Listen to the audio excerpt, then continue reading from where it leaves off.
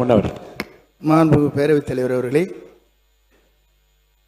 மாண்புகு முன்னாள் அமைச்சருக்கும் தெரியும், அவரும் அன்றைக்கு அமைச்சராக இருந்தவர். 1977 புரட்சித் தலைவர் இந்த புனித கோட்டையில் அமர்ந்ததற்கு பிறகு அவர் உயிருள்ளவரை திராவிட முன்னேற்றக் கழகம் வெற்றி பெறவில்லை என்பதுதான் வரலாறு.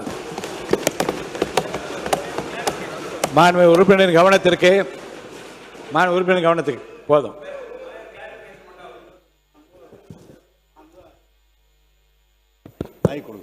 மாண்புமிகு அமைச்சர் அவர்கள் அவர் இருக்கிற போதே 80 பாராளுமன்றத்தில் மகத்தான வெற்றி திராவிட முன்னேற்ற கழகம் பெற்றது.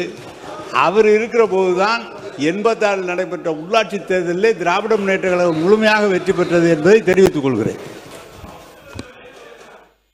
மாண்புமிகு பேரவைத் தலைவர் அவர்களே, மாண்பு ஒரு அமைச்சர் அவர்கள் இங்கே குறிப்பிடுகிற போது முன்னாள் அமைச்சர் குறிப்பிடுகிற போது குறிப்பிட்டார்கள், 80 நீங்கள் நாடாளுமன்றத்துக்கு சென்றீர்கள், ஆட்சியை கலைத்தீர்கள்.